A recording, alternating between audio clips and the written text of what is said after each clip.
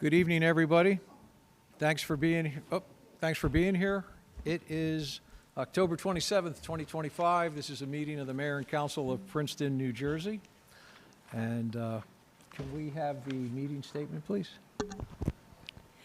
Notice of this meeting was provided in accordance with the requirements of the Open Public Meetings Act and state regulations governing public meetings, including the time, date, and location of the meeting, and clear and concise instructions to the public for accessing the meeting and making comments.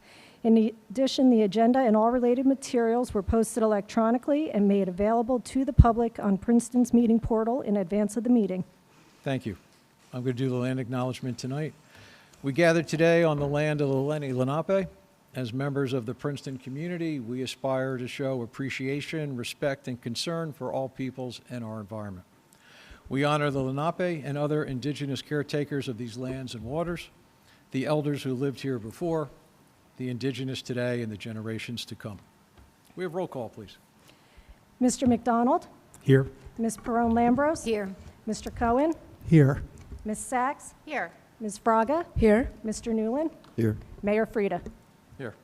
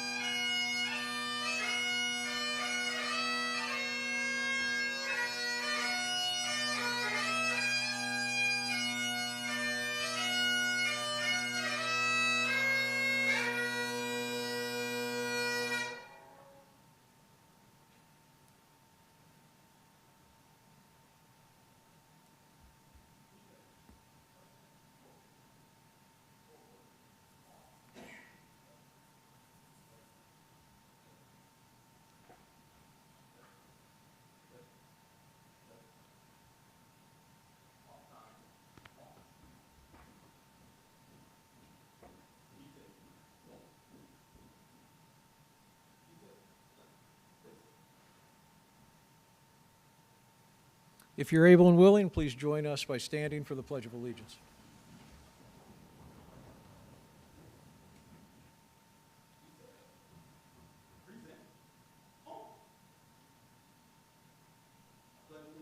To the flag of the United States of America, and to the republic for which it stands, one nation, under God, indivisible, with liberty and justice for all.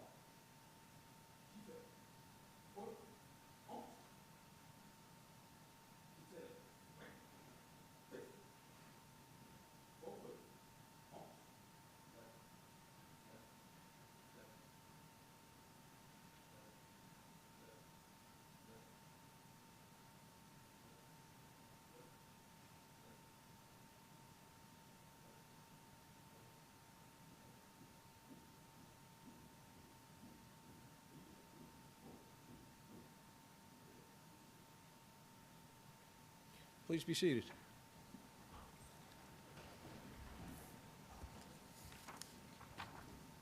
I'd like to thank all the officers of our police department for being here tonight. I'd like to thank all the guests, families, friends of the department and of the chief. Let me just read a little bit about the chief before we swear him in. Chief Matthew Solovay began his law enforcement career with the Princeton Township Police Department in January 2005. He initially served in the Patrol Bureau before being assigned to the Traffic Safety Bureau in 2010.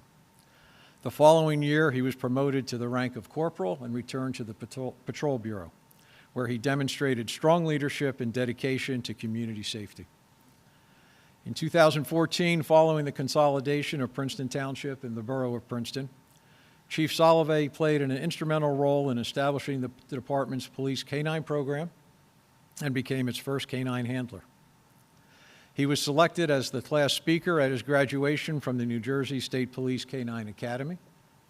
Alongside his canine partner, Harris, he served the Princeton community in a variety of operational capacities and as part of the New Jersey Detect and Render Safe Task Force.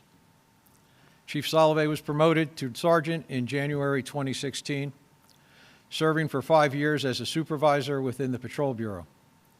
In 2020, he rose to the rank of lieutenant, later commanding both the Operations Division and the Investigative Division. During this time, he also served as the department's field training and evaluation commander, training coordinator, accreditation manager, and head of policy development and management. In September 2024, he was promoted to captain and served as the executive officer of the Princeton Police Department. He holds a bachelor's degree in criminal justice from Seton Hall University, a graduate certificate in criminal justice education from the University of Virginia, and a master's degree in administrative science from Fairleigh Dickinson University. He is also a graduate of the 294th session of the Federal Bureau of Investigation National Academy. He resides in Chesterfield, New Jersey, with his wife Catherine and their 2 sons, Charlie and Cameron.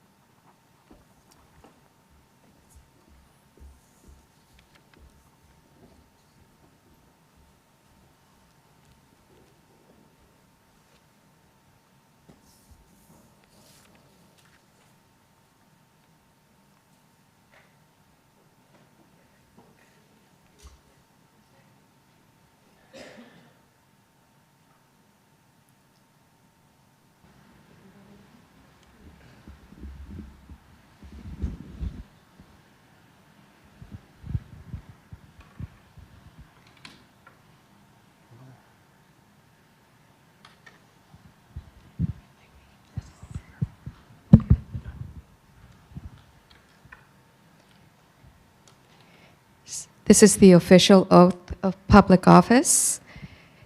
If you'll please repeat after me. I state your name.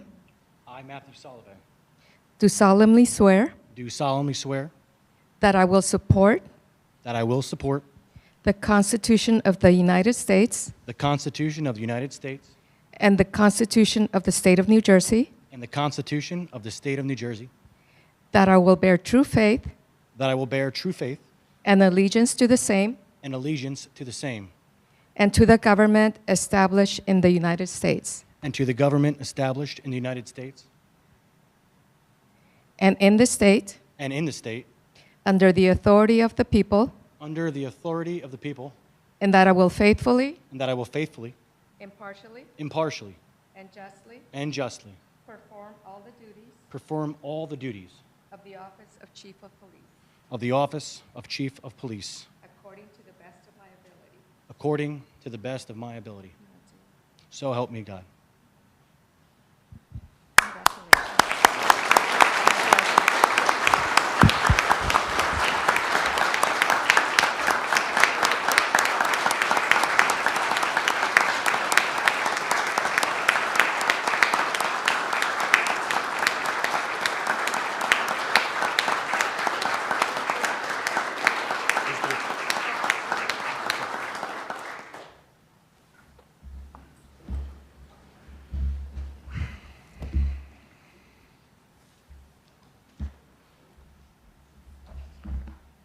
This is the first time I don't know what to say.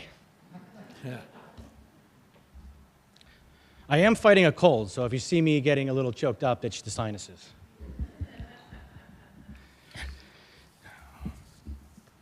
Thank you to Mayor Frida, Princeton Council, Administrator Hodovic for this incredible honor.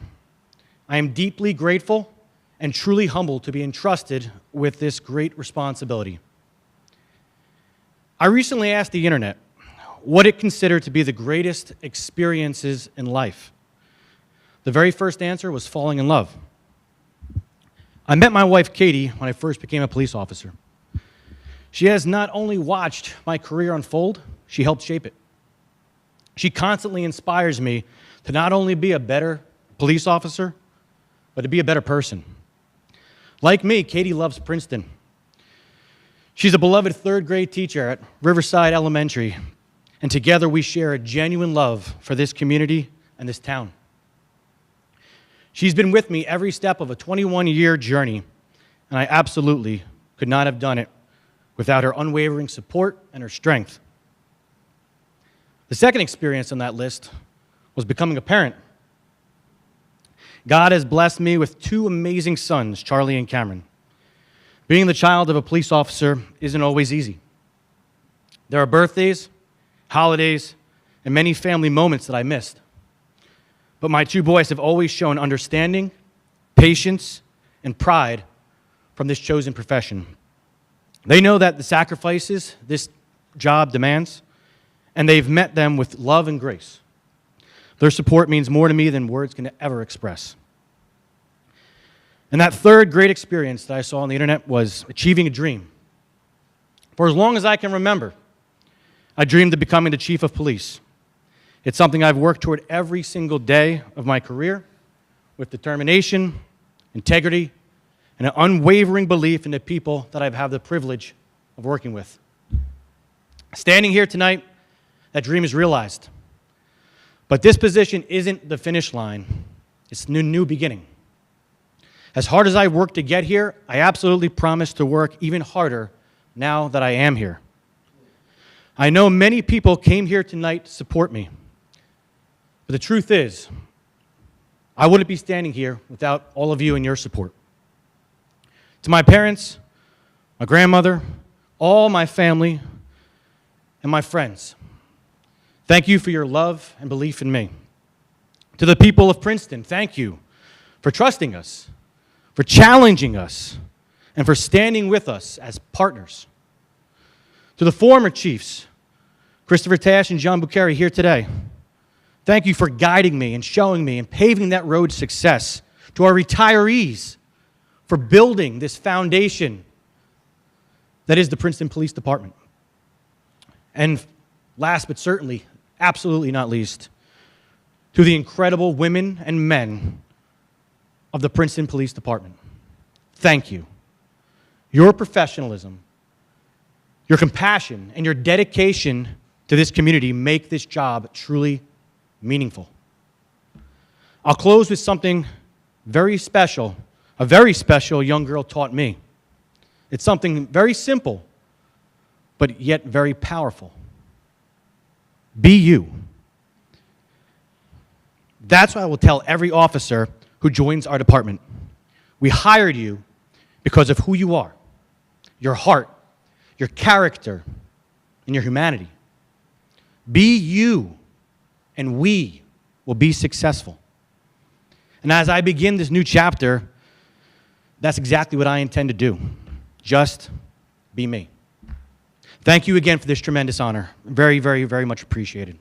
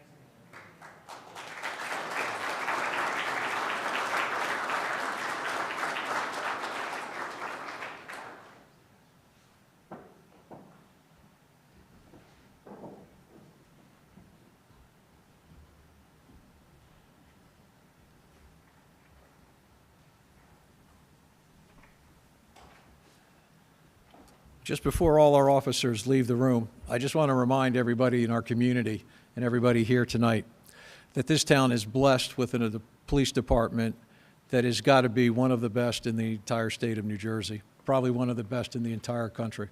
This is a very professional,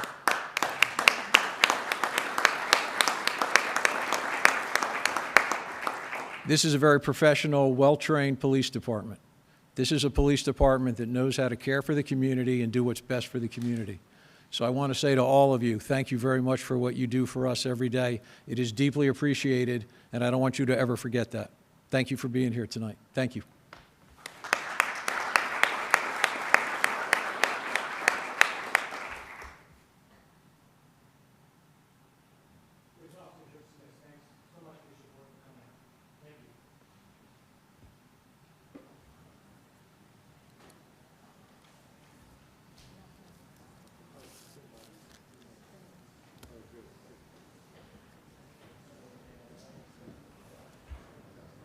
Thank you. Thank you.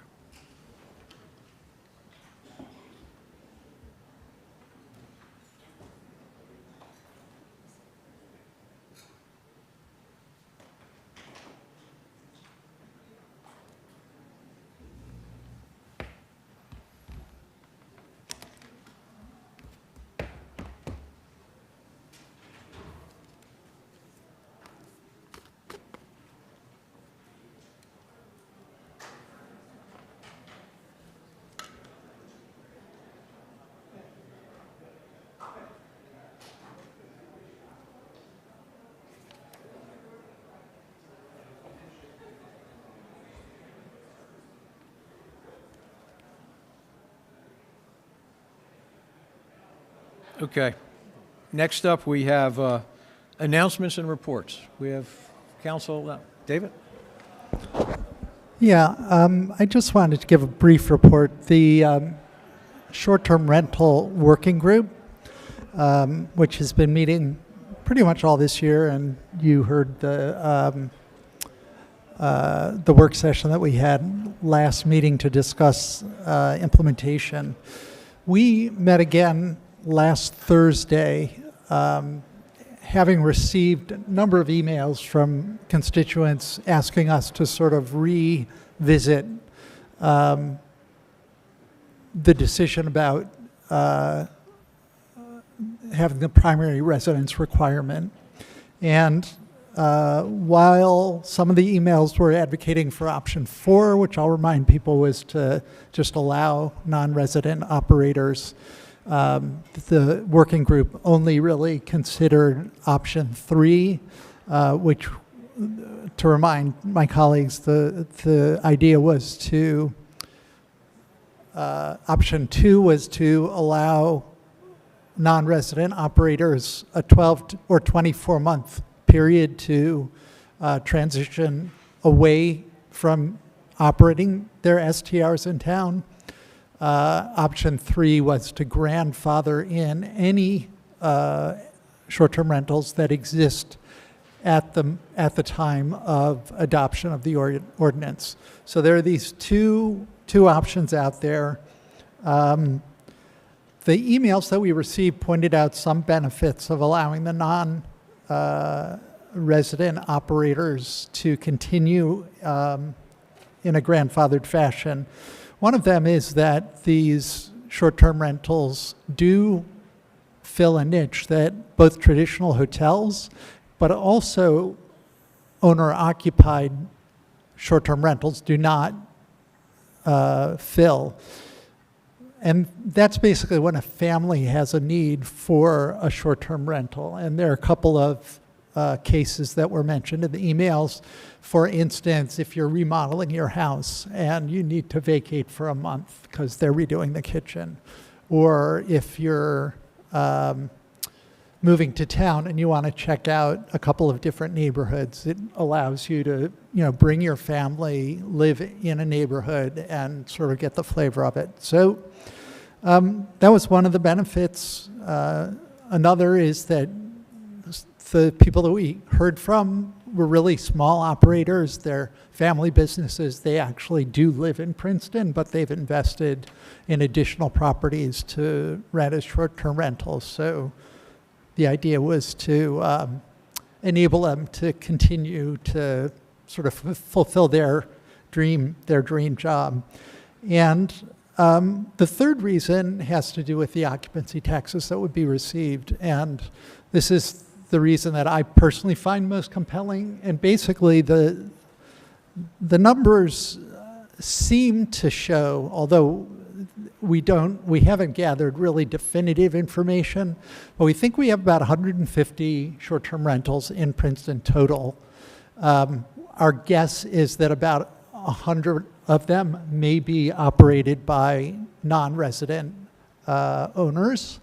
And that means that about 1% of our housing stock in Princeton may be falling into that category. The revenues that staff is estimating could come from those 100 units is between $70,000 and $100,000 a year in terms of the occupancy taxes that they would be subject to. And we think that that's a disproportionate amount of the total occupancy tax revenue, because when you're renting a whole house, you're charging more than if you're renting a couple of rooms, which in the case of people who are renting their primary residence, they're probably not renting the whole thing. Or if they are, it's only for a couple of weeks a year, which again would not generate that much revenue. So David, could you just, I'm sorry, just explain what you just explained? I didn't understand what that was. So basically, these two categories, owner-occupied versus operated by a non-resident owner. And the case of a non-resident, usually it's an entire house that's being rented. Whereas when it's owner-occupied, either it could be the whole house, but only if they're away on vacation for a few weeks. It's not going to be a whole house that's rented for the whole year if it's the primary residence. Or it could be a couple of rooms, or it could be an ADU that would be rented by the owner of the primary residence. In each of those scenarios where it's owner-occupied, it's likely to bring in significantly less annually, on a weekly basis than if it were actually operated by somebody who doesn't live there, who can rent the whole house essentially year-round.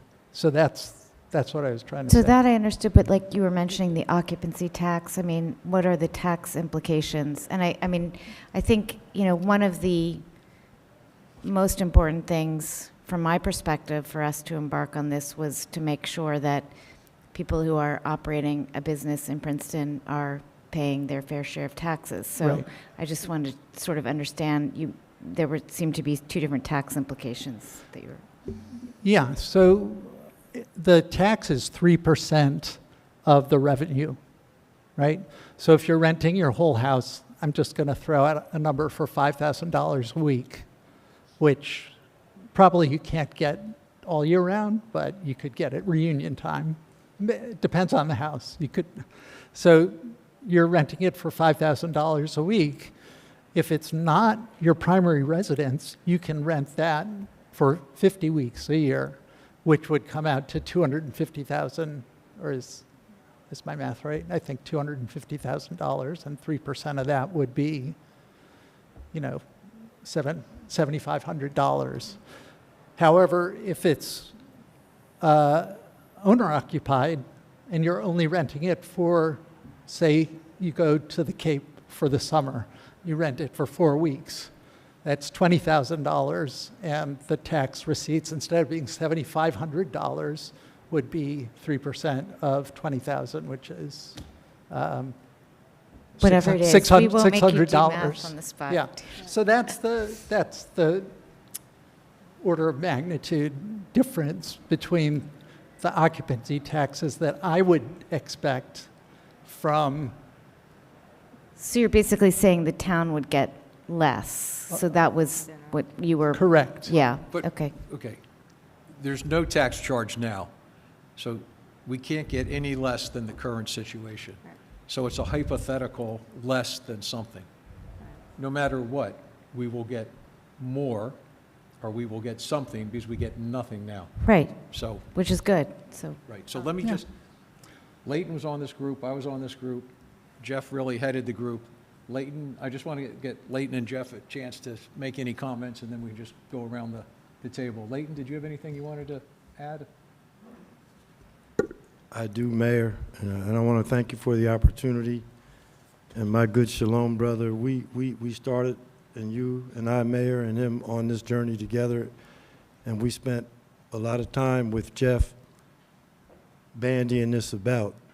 And David and I, fortunately or unfortunately, have landed in a different place as we have both bandied this about and discussed this over a few hours. But yeah, I have something I want to share with where I'm at on our STR situation.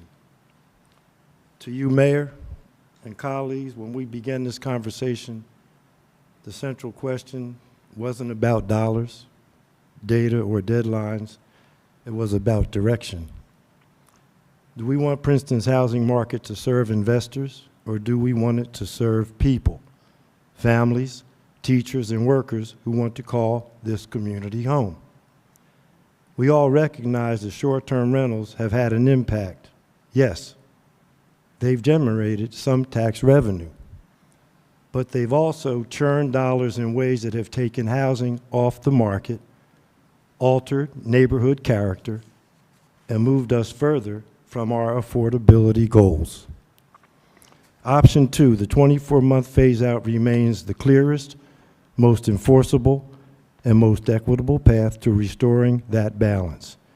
It gives current operators time to adjust while providing the community with a concrete horizon, a point at which housing units return to the long-term market and neighborhoods regain their footing. That said, I also recognize that there are in a moment where every dollar matters, that we are in a moment where every dollar matters. If we can find a hybrid approach, one that draws from option 3, but still delivers measurable housing returns and does not entrench privilege, then we owe it to the community to explore it.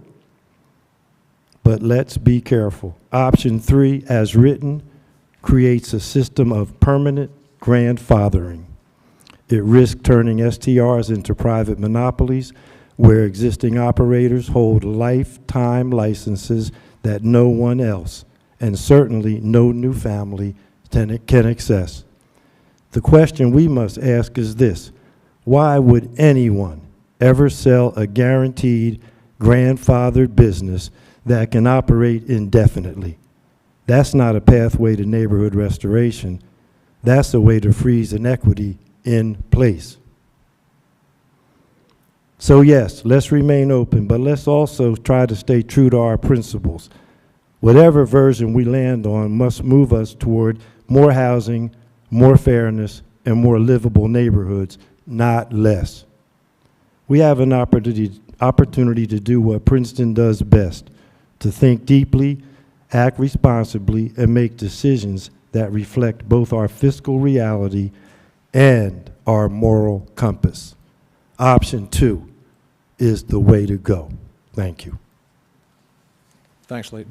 Jeff, did you have anything you wanted to add? Thanks, Mayor. No, I mean, I just want to make sure it's known that the group has been really kind of bringing this home, trying to cross the finish line at this point. These are the kind of the final 2 primary approaches to implement, or at least get the ordinance introduced. And the priorities that we're looking at, we're balancing housing availability, tax revenue, and administrative feasibility. We've spoken with other municipalities that have deployed both techniques, the 24-month phase-out option 2. We spoke with Jersey City last week, who went through this process, talked about the benefits, and the downsides, and their main motivation behind that strategy was trying to bring neighborhoods back to, restoring the neighborhood character while still offering SDR capabilities. And obviously, we know Jersey City and the number of housing availability that's out there for lodging and things like that. So a lot of time and effort's been into this. Last Friday, an email went out to council with both options, pros, cons. It's just something to look at. I would make sure you send your comments to Mayor Frida, Councilman Newell, and Councilman Cohen, and then we can consider them within the work group. The ordinance has not been introduced yet, so this is the time to think this thing through. But the group has kind of brought this thing to a point where this is really the final decision for the ordinance. Thanks, Jeff. Yeah, and I would just add that in our discussions and going through the different options, I'm still pretty comfortable that option 2 is probably the best option, and maybe there is some tweaking that can be done, which is easy enough to do. So I think for tonight, we're not looking to replicate the discussion we already had at a previous meeting about this. But if there are some questions, we could keep it brief. But I think the main thing is, as Jeff just asked, please read the email with all the different detail and just fire questions or comments back so we can just move this along in a hopefully somewhat timely manner.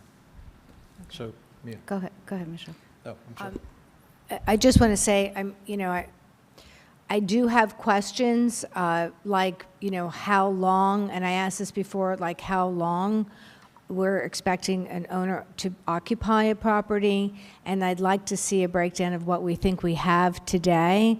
I am concerned about unintended consequences. Oftentimes we go down a road and we haven't looked at something.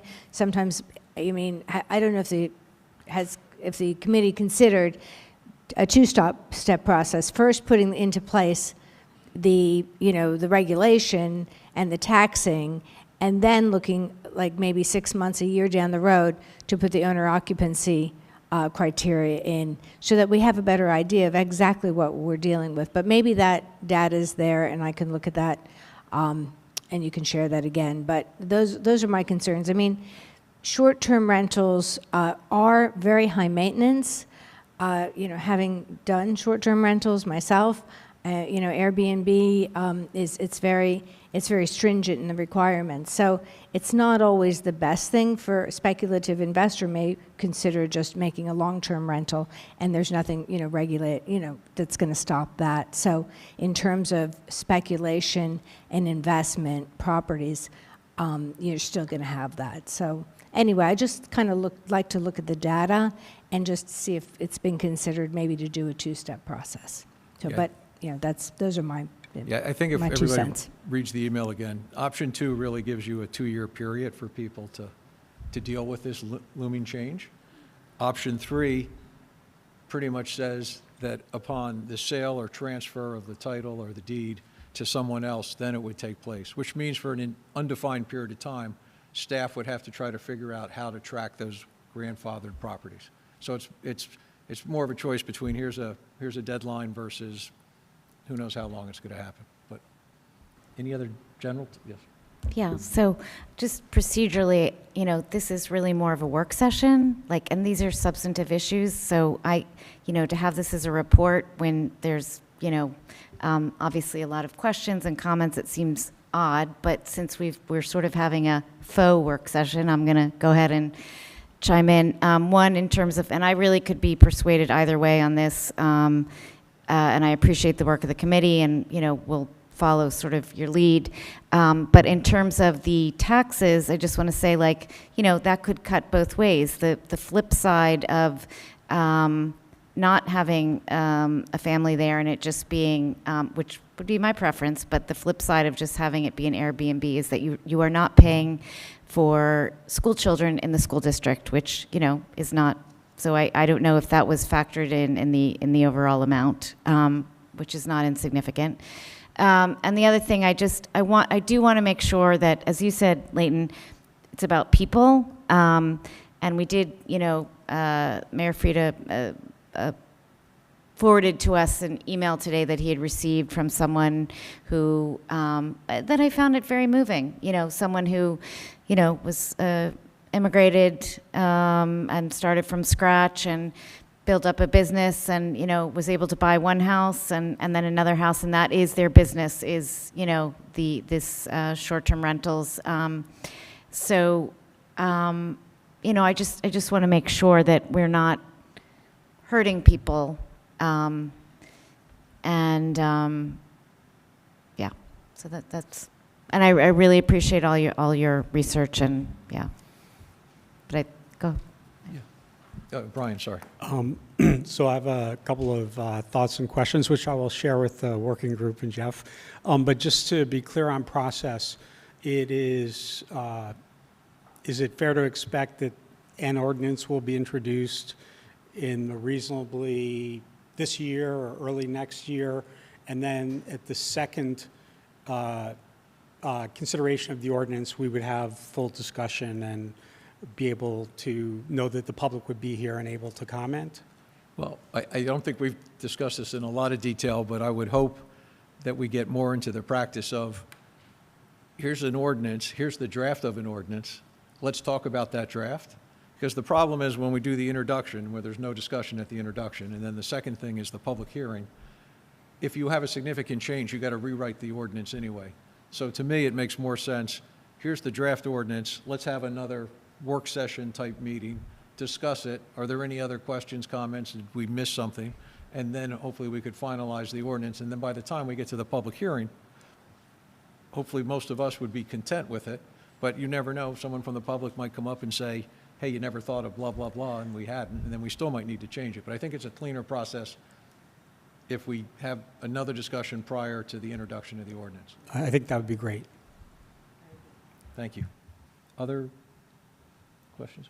Leticia? Since everyone was weighing in, I feel like I must as well. No, I did read through everything, including the email. Thank you for forwarding that, and which I know, like I said, it was a compelling story. However, as one of the purposes for me from in considering this ordinance for regulating Airbnbs, one of the main, for me, that is most compelling is these homes that are being taken off the market for families here in Princeton. I understand, yes, for some it's investment opportunity for them, but there's a big difference between having a home that when you're not using it, you can profit from it, or if you have an ADU or apartment or a room that you want to use, that is, for many, I imagine, that are having a difficult time being able to stay in Princeton, that this is an option to consider. However, I'm concerned about if we were not to regulate it in a way that would allow for, including for option 2, where it would require set residence of, what do we call it, first primary residence. So that's why, for me, that's something that is, I'm more, unless I'm convinced otherwise, that I'm leaning towards that option. Yeah, sure. I just want to say, David, that to your point about people who are looking to remodel or do home repairs and might have this as a temporary solution, I did actually look into that when I had a flood in my house, and there was nothing that was even remotely affordable. It would have blown my repair budget. So there's that. Okay.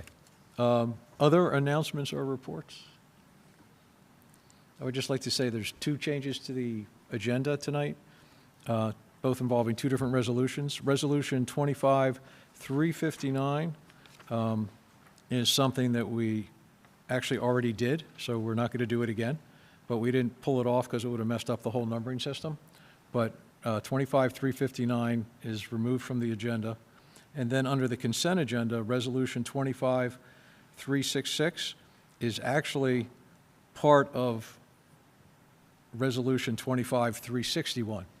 So that's just to say 25-359 and 25-366 should not be on the agenda. So just so you know, when we get there and I skip over them, it's not because I don't like those 2. Michelle, did you have something else? I'm sorry. Okay. All right, we're done with council reports or announcements? All right. I'm sorry. Okay, what I said was, are we done with council announcements and reports? Okay. Evan, I hear that you have something under staff reports.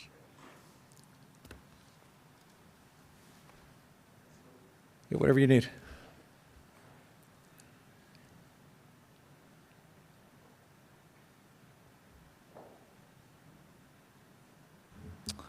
Yes, thank you, Mayor and Council. I'm just here at the request of Councilwoman Perone Lambros to give a very brief summary of the Recreation Department's Summer Financial Assistance Program.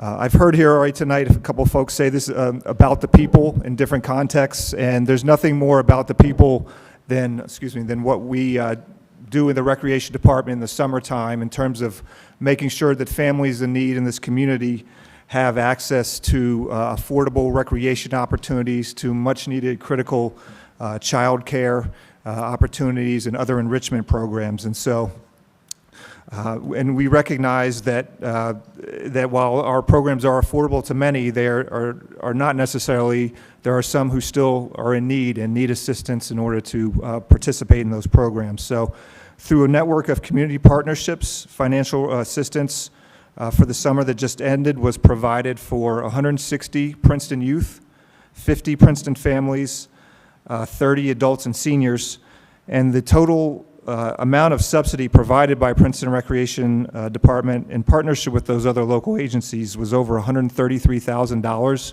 for this past summer.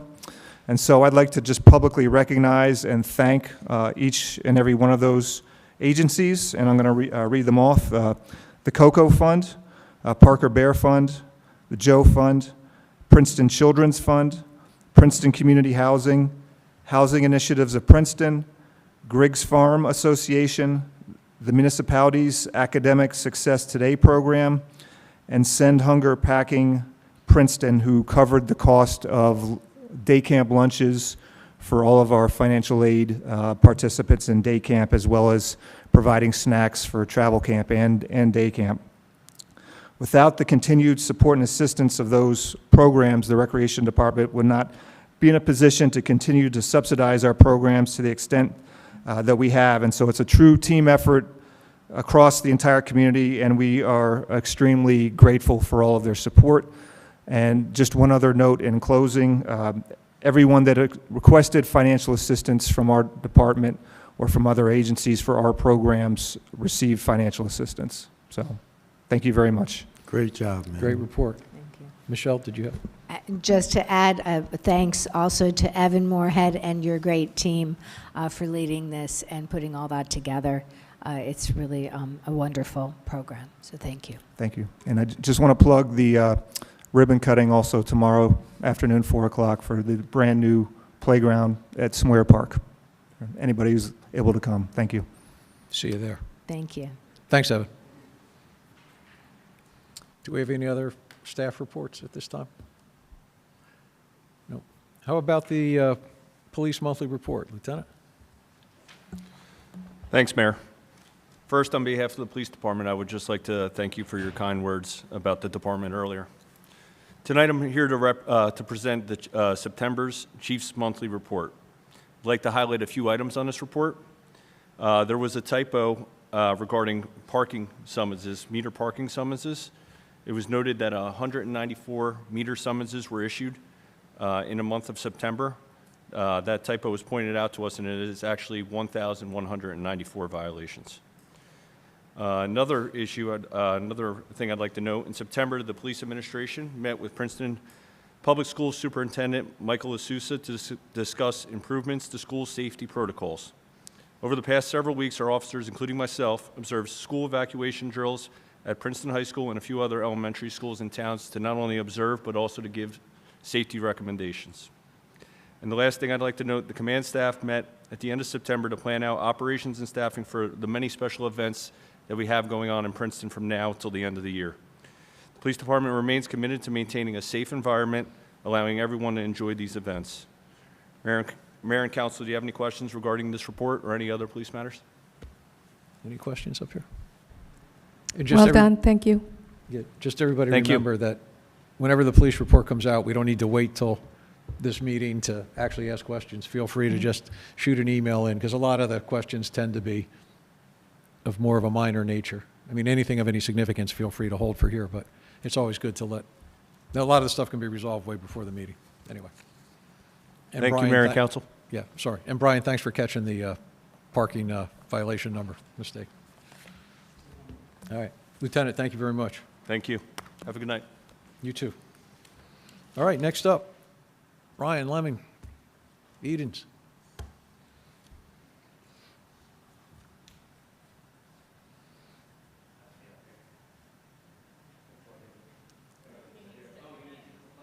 Grab a, yeah.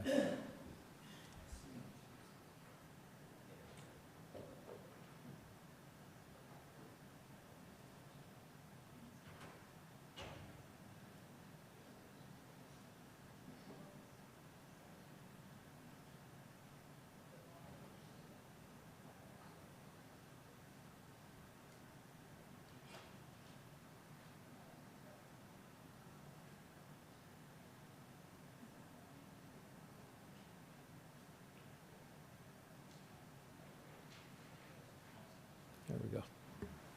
Check, check. Great. All right, good evening. Thanks for having me.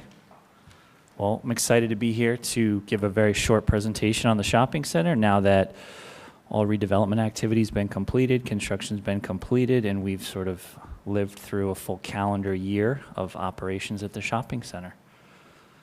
Just a reminder to the team here, I'm gonna pull up our current plan. I had to go back and remind myself, we began conversations and activities Ryan, yeah, Ryan, our mics only pick up your voice if you're talking right into it. like this. Yeah. Exactly. There we go. So, and for people watching in the recording, Oh, I they see. I won't see what be you able guys to are hear doing, anything talking you into said. the side of It's it so like that if that. you want to say something privately and you say it over here, nobody will hear it. Perfect. How's that? All right. So, just a reminder to the group, I had to go back myself and check the timeline here, but we started this process back in 2021 with the redevelopment area and our plan approval. We had some building permits come in 2022 to start the first phase of the Walgreens construction. That was completed in 2023, which paved the way for our partners Avalon. We then finished our redevelopment and renovation of the rest of the shopping center about a year ago in late 2024, and Avalon opened earlier this year in 2025. So, can't believe it, but about a 5-year process, start to finish. These are just some images just of what we did here. And when we started this process, the shopping center, we had all gone through COVID, and there were a lot of holes to fill at the shopping center. It was a low point, about 20% vacancy, which is about 50,000 square feet. But as of right now, I'm pleased to announce that all those spaces have been filled. Some photos of Avalon, some photos of our facade work, signage, landscaping. So as I mentioned, a lot of new retailers, 18 new retailers to be exact.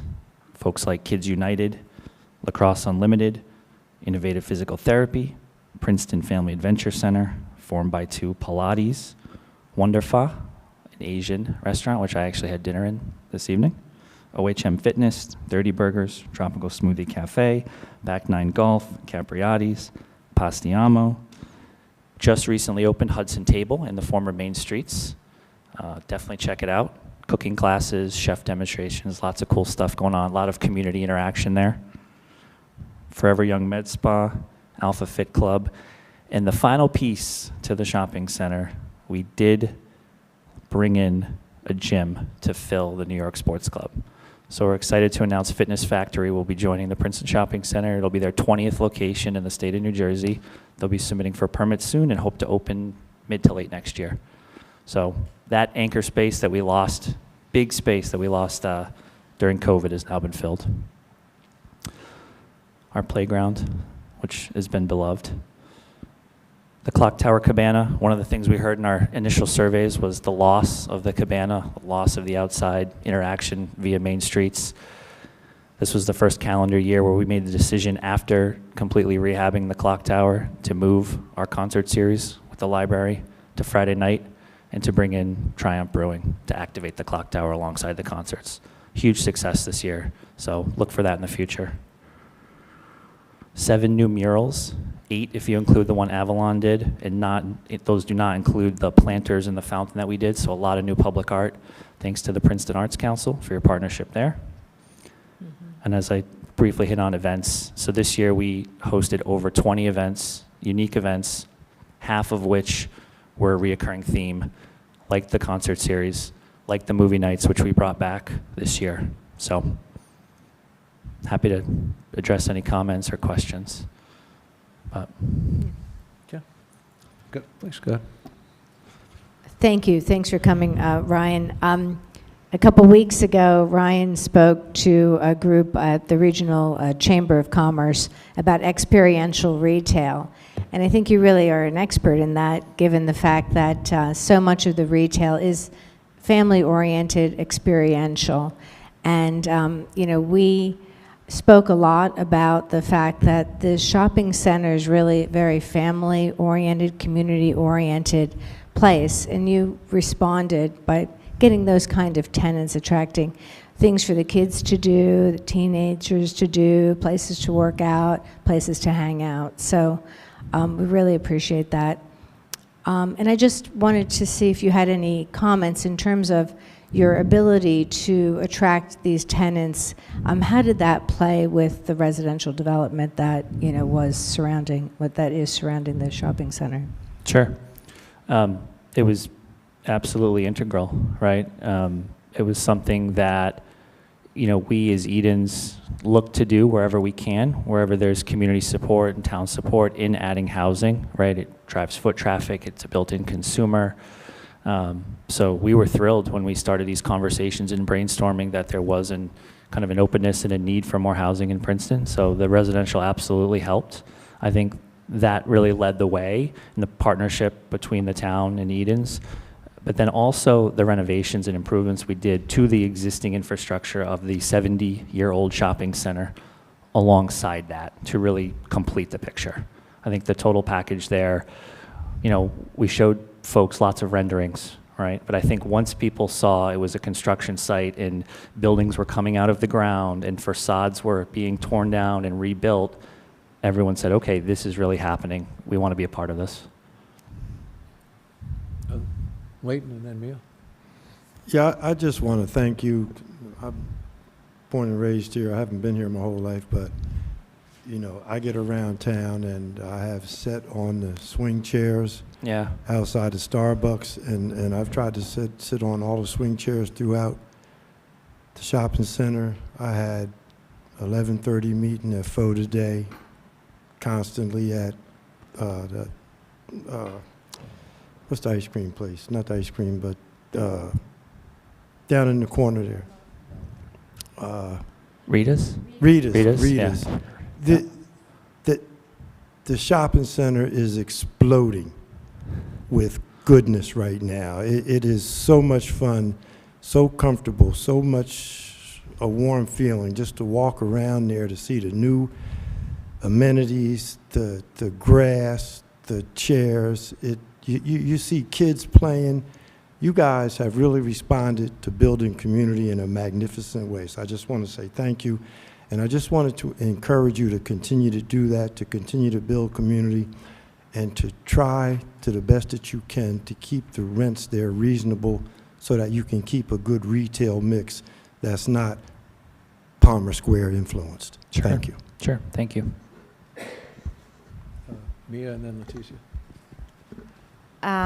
So I want to say we appreciate it has been a lengthy relationship with Edens. We've learned to be candid with one another. We've had some ups and downs, and I'm glad that we're now in an up period. And we do, Ryan in particular, you came in midway to take over all of the work at Edens, and it has been a pleasure to work with you. You've been remarkably responsive, and as the face of Edens, you have made the relationship a success from our perspective, and we really appreciate that.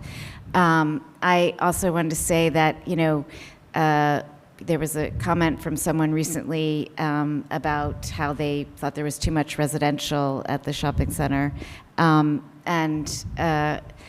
I think it's really important for Princeton residents to understand that the reason why we were able to save the shopping center, which has been integral to what was the former township, was because of the former density and the interaction between the residents who then provide foot traffic and we're able to maintain commercial there. And had we not been able to surround the shopping center with residential density, we would not have been able to even maintain, from an economic viability perspective, the commercial core, which I'm so glad that we did, and I hope that we can expand on that commercial core as we've discussed. And I also, I think a lot of us sitting up here remember how vibrant the shopping center was when we were growing up, which was just a few years ago.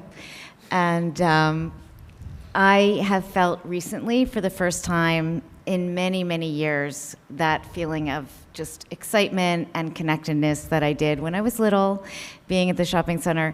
And in particular, what is notable is the diversity of the people who are the kids who are playing in the center lawn. It is a remarkably diverse, socioeconomically, racially, mix of people that one now sees at the shopping center, which is refreshing for Princeton. It's not the case everywhere in Princeton. It is very much so now at the shopping center, which I think speaks to what we've tried to accomplish with the inclusionary housing around the shopping center. And I also just wanted to note that, that the redevelopment that we've done, that we did there, enabled the planning connectivity between all of the residential development and the commercial core, which is one of the benefits of redevelopment, that it allows you that planning and financial flexibility. So I think we have not yet achieved David's goal of unearthing the stream that goes through the middle of the shopping center, but maybe that will be on our to-do list. So thank you. We Brian. call it daylighting. Yeah, daylighting. Daylighting? Yeah. I'm sorry, not unearthing, daylighting. Leticia? Yes, thank you. So I've been in Princeton for more than 25 years now, and I've witnessed how the shopping center has evolved over time. And I'm so excited about what's there now. I wish my kids were little again so they could experience everything that it has to offer. I still spend a lot of time there, and especially recently, I'm working with the Arts Council on their upcoming Dia de los Muertos, Day of the Dead event, which was hosted for the first time last year by the shopping center. I believe last year there were estimated 400 people that attended, and we're expecting even more. And so this is a way of me announcing, I saved it from the announcements.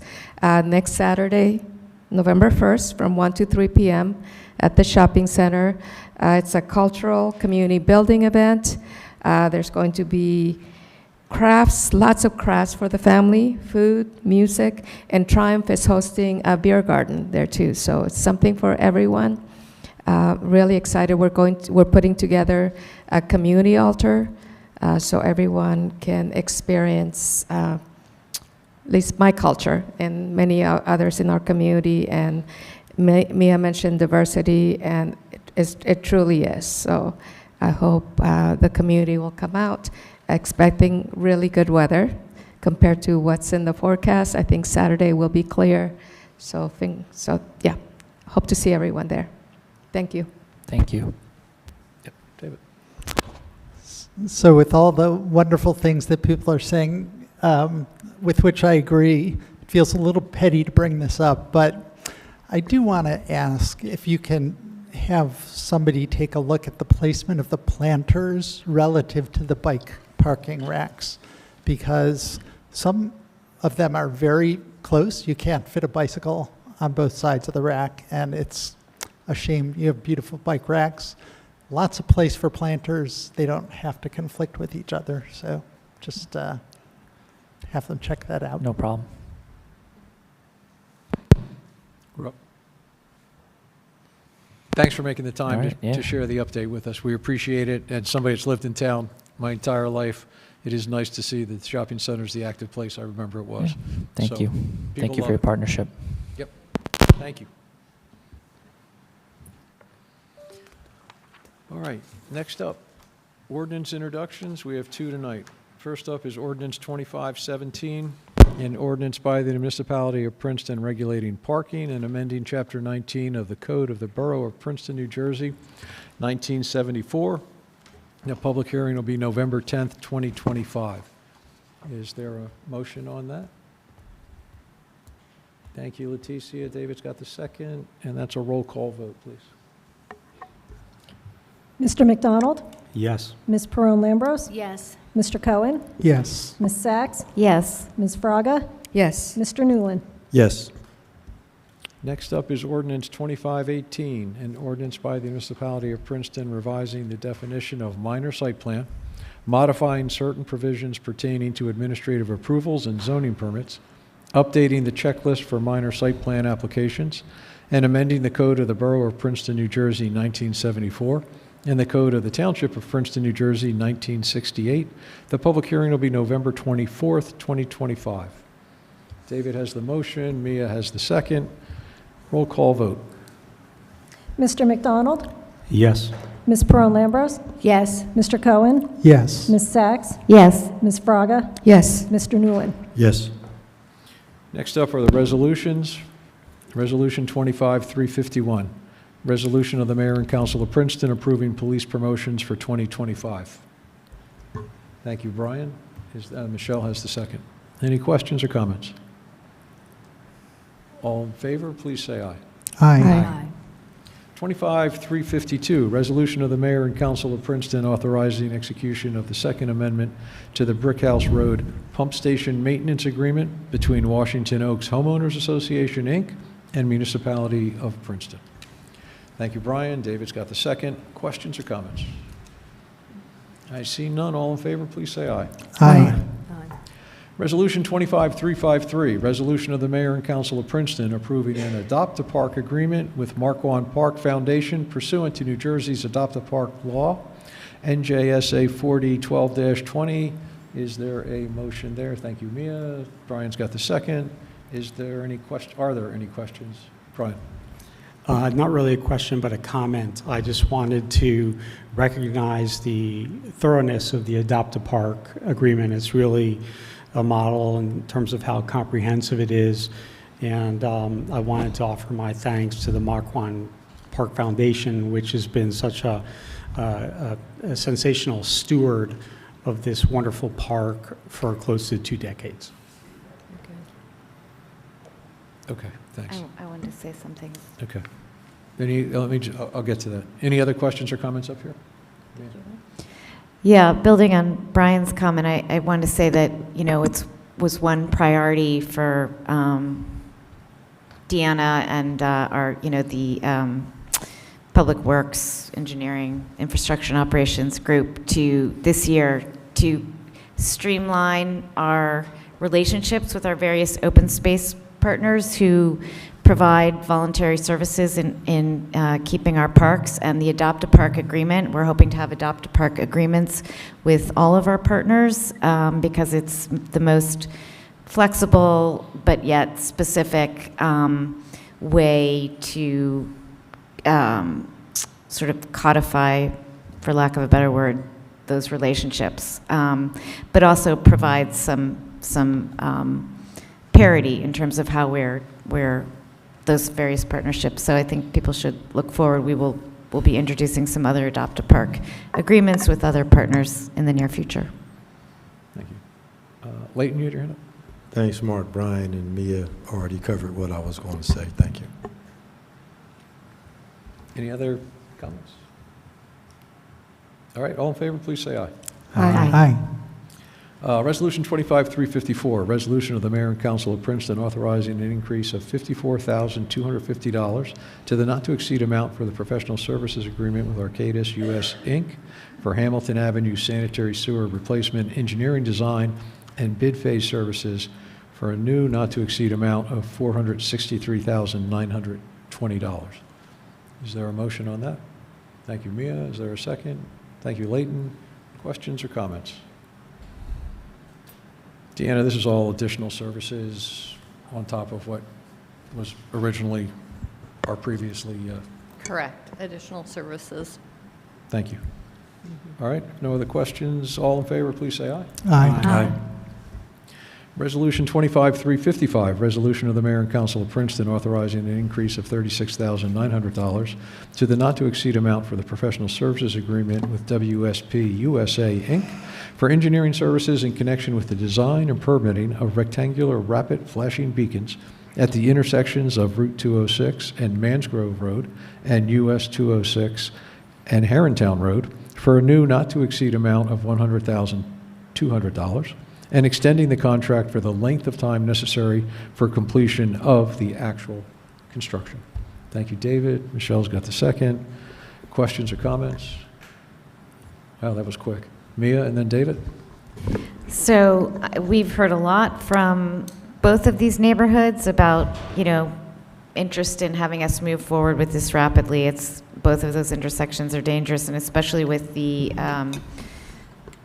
RPM, Affordable Housing Project, going up, further up, there is really the need for that one. But my question is, the last line, extending the contract for the length of time necessary for the completion of the actual construction. We have waited so long, and I know we're dependent on the state, but because we get so much outreach from residents about both of these, and they're so excited, can you let us know, can we give an estimate of how much time is left? I cannot even guesstimate what the DOT's timeframe is for the application process, but WSP USA feels that they can complete their additional work in a timely fashion, I think in the next 2 to 4 weeks, so that we can submit the plans to the state for authorization.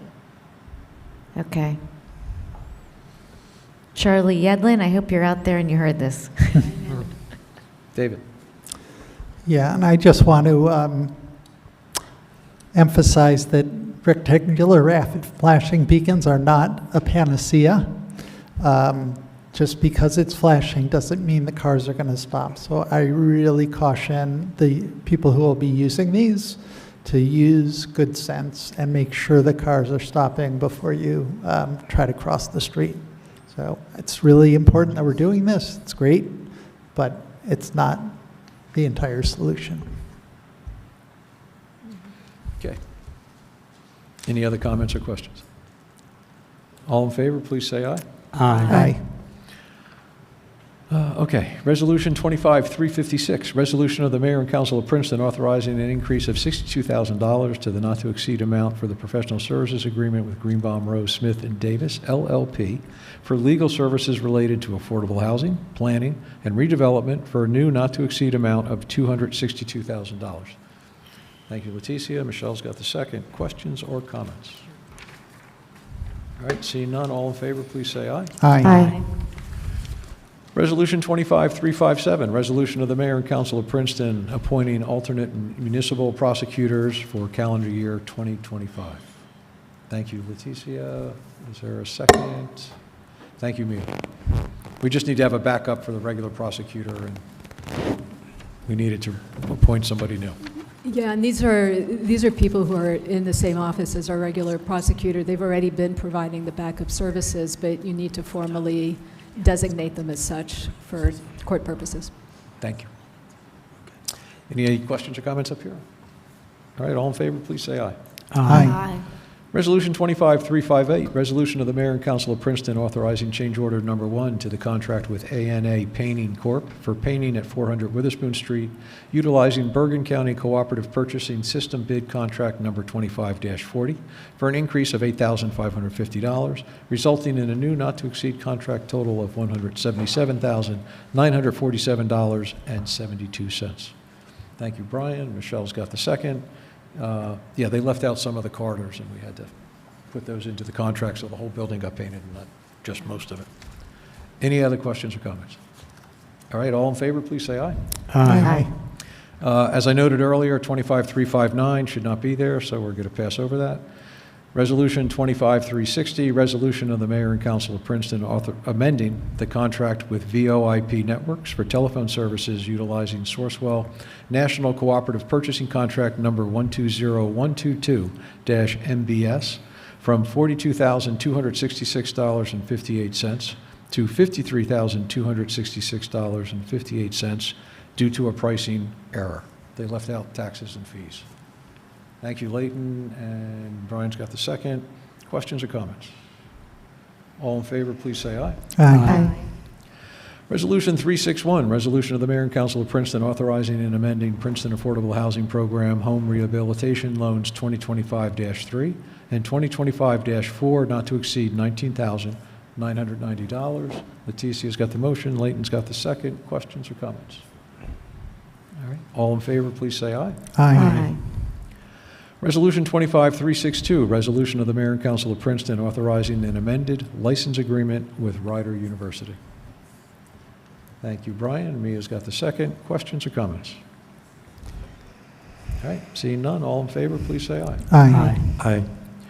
Resolution 25363, resolution of the Mayor and Council of Princeton affirming Princeton's race and social justice work and directing municipal departments to use available tools to assist in the elimination of racial and social disparities across key indicators of success, including health, criminal justice, the environment, employment, and the economy, and to promote equity within Princeton in the delivery of municipal services.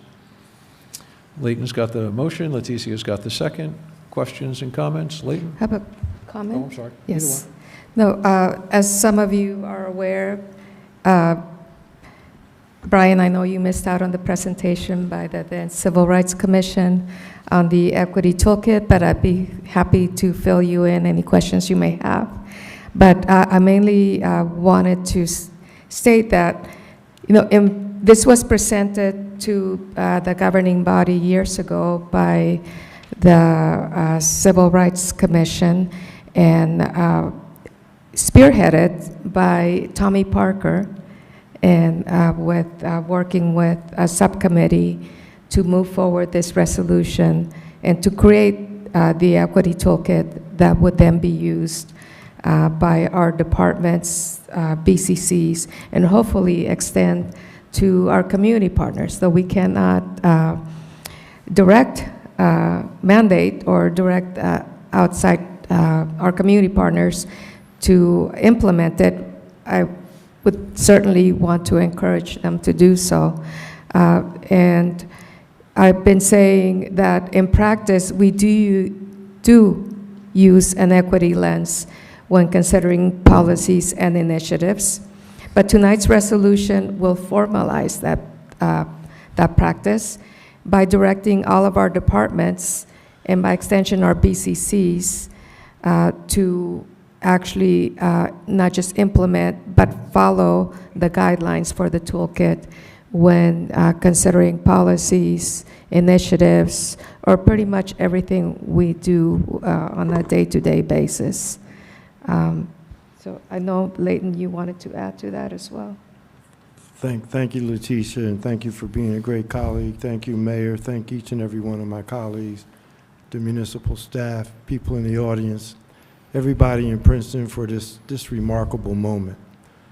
You know, I was born and raised, and I just want to say I'm so proud to be in this great American city. And I just want to read something that I wrote today. Before we take this vote tonight, I want to pause and speak from the heart. This resolution, the Equity Toolkit, is more than policy or procedure. It is a statement about who we are and who we aspire to be as a community, a place where equity and inclusion are not just words on paper, but a way of life. Many people have worked long and hard to bring us to this point. The CARES Committee, our staff, and our community members who gave their time and their voices. I thank and commend them all. But tonight, I need to shine a light on someone very special, my dear friend Tommy Parker. Tommy served as chair of the Civil Rights Commission, and it was through his determination, his leadership, and his sense of justice that this effort was first set in motion. Tommy gave so much of himself, not for recognition, not for titles, but because he believed in people. He believed in fairness. He believed that Princeton could be better. He worked tirelessly, always with dignity, kindness, and that signature smile that could light up a room. Life has since dealt Tommy some painful blows. He suffered 2 devastating strokes, and though he can no longer speak or share that booming laugh of his spirit is still here with us, in this room, in this work, in this moment. To Tommy's family and his many, many friends who continue to stand by him with love and care, know that Princeton remembers. We see him, we honor him, and we lift him up tonight with gratitude and love. Tommy Parker, this one's for you, my brother. Your work, your wisdom, your gift of giving live on in this community you helped build. Thank you, Mayor. Thank you, Lee. Other questions or comments? I'm sorry. Go ahead. I just want to thank my colleagues, Leighton and Leticia, for bringing this to fruition and your work on this, and also echo the work, what you said about the work of the CRC and of Tommy and everybody who brought this to this point. So hopefully now we'll... And I Sure. just might add, pray for Tommy because he's back in the hospital again. This time his heart is giving him some problems, so lift him up in prayer. Thanks.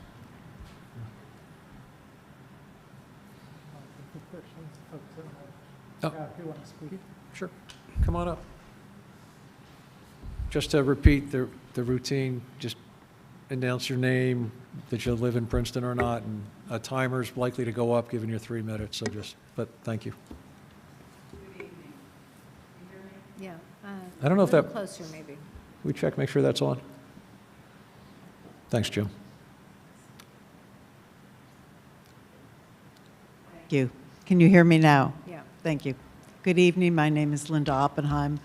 I live on South Harrison Street.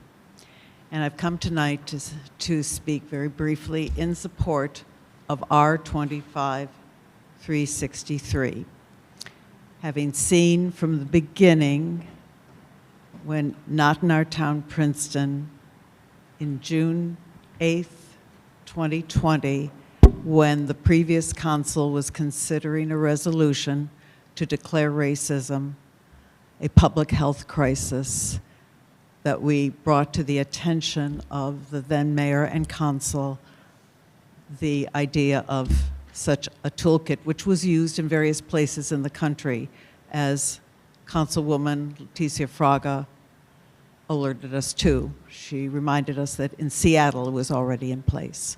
And indeed, under the leadership of Tommy Parker, the toolkit was created and accepted enthusiastically by the then council and was used spottily.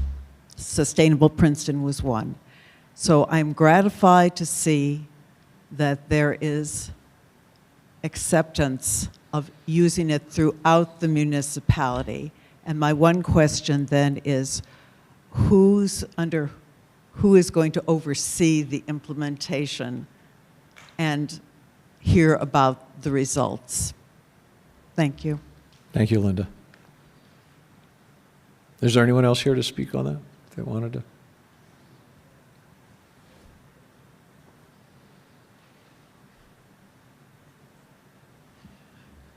Good evening. Maria Juega from Grover Avenue. I wanted to add my appreciation to this initiative, and I'm terribly excited to see you take the steps. And I add my voice also to the request for a little more bite to this to follow. In other words, could we ask you to please request that municipal staff develop an actual implementation plan for this resolution? How are we going to achieve these very lofty goals in more specificity? In other words, give us a sense for how this toolkit is going to be used, and what other tools may we consider. And specifically, I would ask to also suggest that as you consider plans for the development of the Westminster Choir acquisition, which is a major investment that this community is making, and we've put down $50 million so far, and that's just the beginning, right? That we definitely take this into account, these goals as we develop plans moving forward. Thank you very much. Thank you.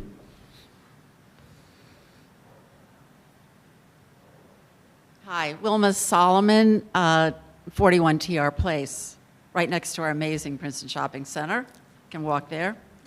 Okay, so I also thank you all for this resolution. As you know, I've spoken about it early on, my concern that I hadn't seen it move along. But I'm just very grateful to the people, the liaisons, to the CARES Committee and the CARES Committee itself.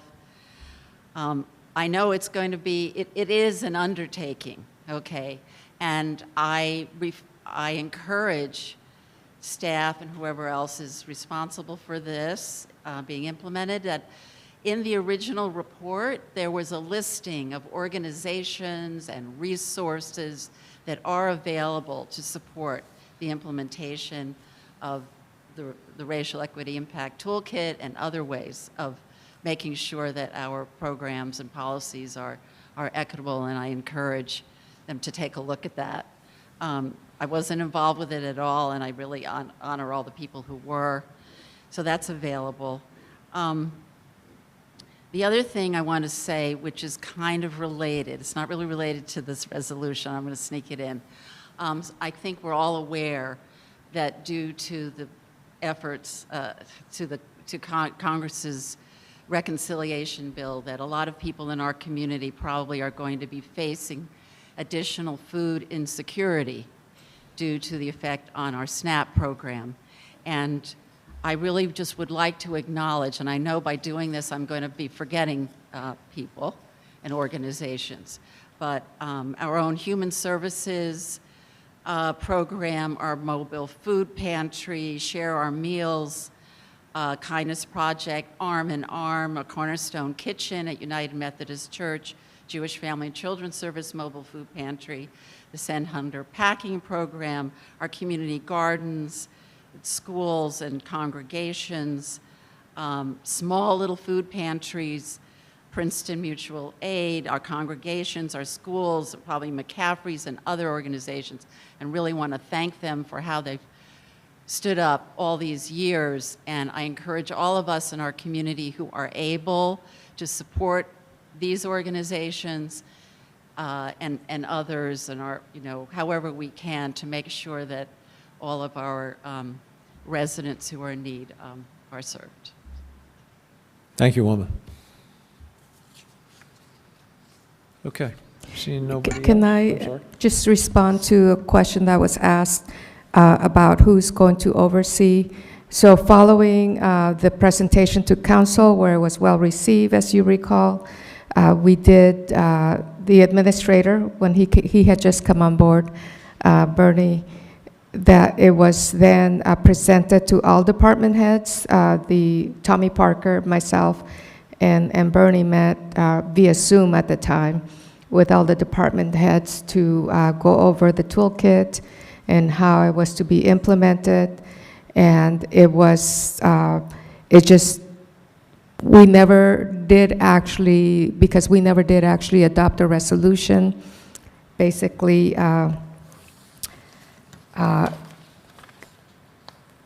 what is the word I'm thinking about? To put it into practice, directing the department heads. And all our municipal departments, and also, like I mentioned, the BCCs, how it was to be implemented, it just never hasn't gotten as far as formalizing it, which is what we're doing tonight. Yep. Thank you. Yeah, go ahead. Wilma, I just wanted to say to your point about what we're potentially, probably facing in terms of the cuts from the federal level, that, you know, this is something that we are talking about a lot, the tsunami that's coming our way. And we talk a lot about, you know, how we can safeguard and bolster our human infrastructure here in terms to protect our residents against what is coming. And there are no easy answers, but I do hope we can, you know, we do share the town with other institutions like the university. And so I hope that we can partner in helping confront what's coming our way, so. Okay. Let me just talk to Adam in the back room. Hey, Adam, I think we have somebody with their hand up, I think wants to comment on this also. Could we bring them in?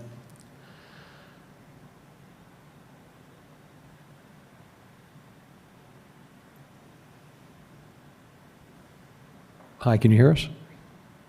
Yeah, hello, can you hear me? Yeah, if you just introduce yourself and then, Yeah, my name is Arna Vatrajani. I'm a resident of Princeton, and I'm also a student at the Princeton High School. And I wanted to, first of all, thank you for giving me this opportunity to speak. And what I wanted to speak about is not concerning the resolution we were previously talking about, but rather the possibility of a sidewalk extension on Great Road. okay, so let me get back to you. We have a part of the agenda where you can talk about things that aren't on the agenda. So if you could just hang on, and we still have to vote on this and do one or two other things, and then we'll get to that part of the meeting.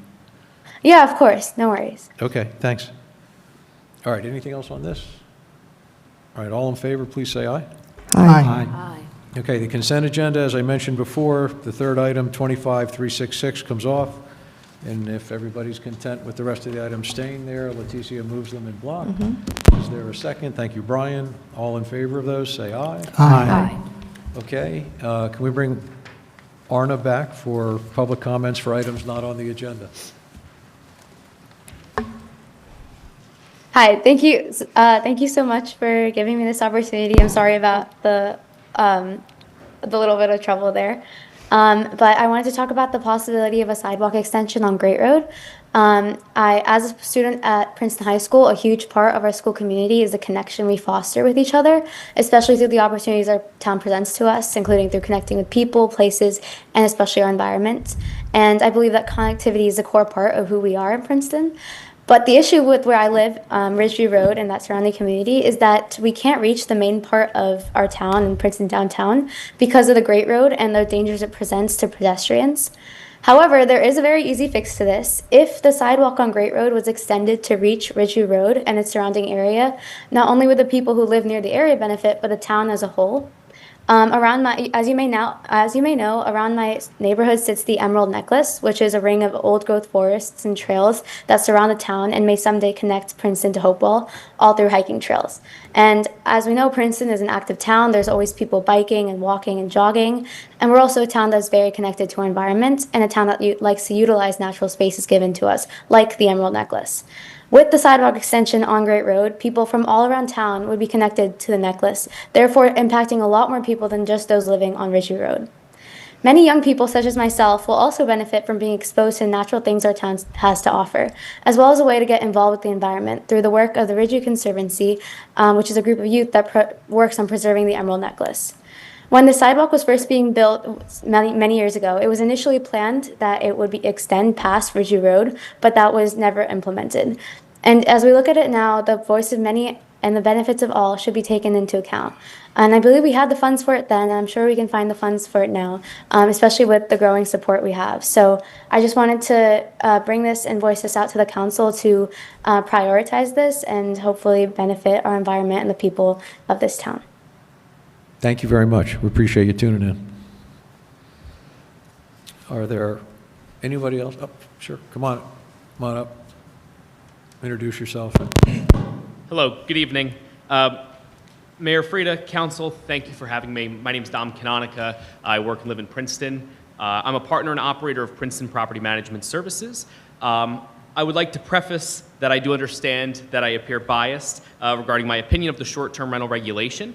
With that being said, our firm does provide long-term housing, commercial management, real estate sales, so I feel I do have a holistic understanding of Princeton's housing needs and the full range of rental options before us.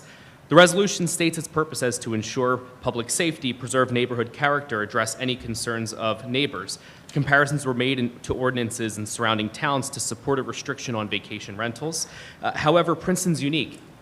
The comparisons made to these surrounding towns are not apples to apples. Visitors come to Princeton for research, the university, cultural events, family milestones, reasons and motivations that differ greatly from neighboring communities.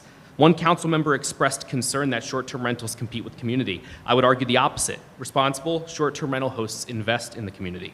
Short-term rentals don't have room service, don't have upgrades to sell. Instead, hosts promote local restaurants, shops, and experiences, putting spending directly into Princeton's small businesses. In fact, national data shows Airbnb guests spend on average $775 per trip beyond their lodging costs. That's meaningful economic activity staying right here in town, driven and created by the local hosts. Hosts are also graded publicly after nearly every stay. Long-term rentals are expected every few years. Short-term rentals are evaluated an average of every 3 days. That accountability creates strong incentives for good behavior, safety, cleanliness, and hospitality. Career hosts benefit from these focuses by obtaining designations like superhost status. Those designations, catered properties, and experiences cannot be replicated by a host who occasionally lists a property. One thing I want to mention as well is during the holidays, we host a family traveling from Europe so they could share Christmas dinner with their child.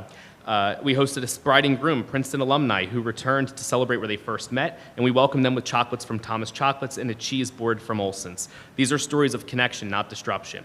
What we advocate for is simple and fair. Hold short-term rentals to the same municipal safety inspection standards as long-term rentals, apply the same lodging tax structure used for bed and breakfasts and hotels, and enforce nuisance rules consistency. No person works to prevent disruptive guests, no one, more than the host of the property. I will say, I know I'm running super short on time. I agree with Councilman Newland's concern regarding grandfathering somebody in perpetuity. I'm inclined to agree. I don't think that is, I'm not inclined to agree with that either, but I would love to discuss that more when time would permit, if anybody would care to discuss more. I do have a lot more information and data points that I could suggest as well that hopefully could aid in making a decision.